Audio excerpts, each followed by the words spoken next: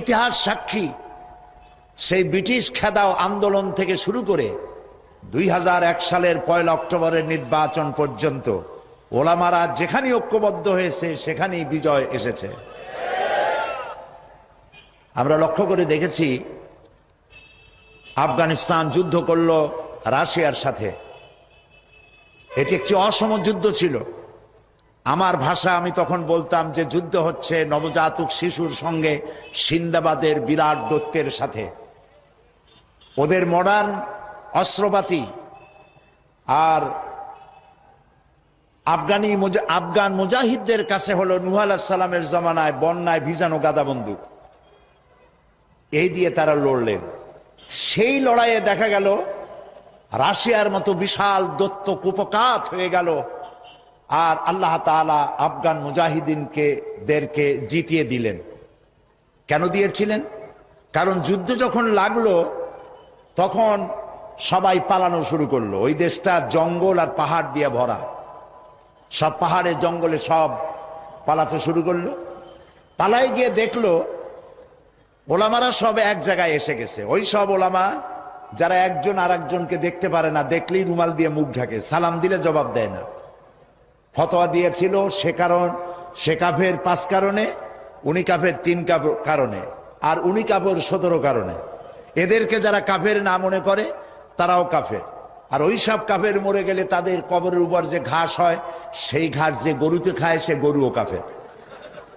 এই রকমের ফতোয়াবাজি যারা করছিল তারা পাহাড়ে জঙ্গলে সব একজনের সঙ্গে আর একজনের দেখা হয়ে গেল, সালাম করলো, কোলাকুলি করলো। ব্যাপারটা ছিল এরকম, একজন বলছিল যে আমার ছেলেরা গেল মামু বাড়ি, মেয়েরা গেল নানা বাড়ি, বউ গেল তার বাপের বাড়ি, আমি গেলাম আমার শ্বশুর বাড়ি, যাই দেখি আমরা সব এক জায়গায়। এখন জঙ্গলের ভিতরে গিয়ে আলেম ওলামা, সুন্নি বেদাতি, এইটা সেইটা সব এক জায়গায় হয়ে গেছে, কোলাকুলি শুরু হয়েছে। বলল যদি এই কোলাকুলি আগে করতাম তাহলে তো রাশিয়ার ভূত আমাদের ঘাড়ে চড়তে পারতো না। সুতরাং 9 বছর যুদ্ধ চললো। এই 9 বছরের অসম যুদ্ধে ওলামাদের ঐক্যের কারণেই আল্লাহ পাক আফগানের মুসলমানদেরকে ইসলামী রাষ্ট্র প্রতিষ্ঠার সুযোগ করে দিয়েছিলেন।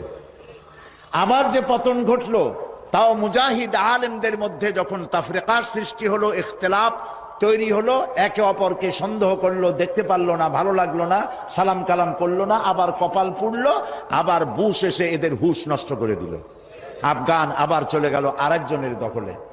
ঠিক এমনি করে ইরানের মুসলমানেরা, তাদের সাথে আমাদের আকীদার অনেক বেশ কম আছে, কিন্তু তারা যখন ঐক্যবদ্ধ হলো, ইরানের ওলামারা আয়াতুল্লাহরা যখন ঐক্যবদ্ধ হলেন, তখন আমেরিকার মতো বিরাট পরাশক্তিকে তারা পদানত করে ইসলামী রাষ্ট্র, তাদের ভাষায় তারা ইসলামী রাষ্ট্র প্রতিষ্ঠা করতে সক্ষম হয়েছে এবং আমেরিকাকে পদানত করেছে।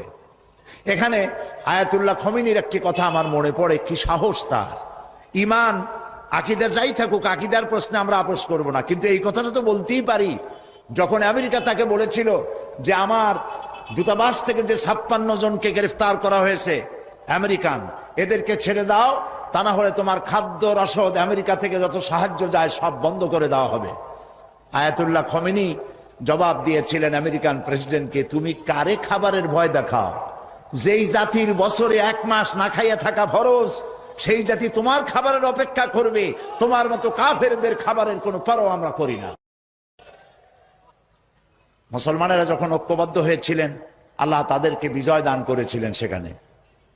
ঠিক এমনি করে পাকিস্তানে যখন সর্বশ্রেণীর ওলামায়ে কেরাম মুত্তাহিদায়ে আমল, মজলিস মুত্তাহিদায়ে আমল এ নাম করে যখন একটি সংগঠন কায়েম করলো, সমস্ত ফিরকার মাকতুবায়ে খেয়ালে সমস্ত আলেমরা যখন ঐক্যবদ্ধ হলো, পৃথিবীকে অবাক করে দিয়ে ইসলামী শক্তি সেখানে বিজয় লাভ করলো। ঠিক অনুরূপভাবে বাংলাদেশ বিগত সরকার এইখানে অত্যাচার করেছে আলেমদের উপরে, এবং সবচাইতে বেশি দুশ্মনী করেছে তারা আলেমদের সাথে। আলেমরা ছিল তাদের জীবনের দুশ্মন। যে কবি তার কবিতার মধ্যে লিখেছে, ফজরের নামাজ যখন, ফজরের আজান যখন শুনি মনে হয় যেন বেশ্যা তার খরিদ্দার ডাকতেছে। নাউজুবিল্লাহ।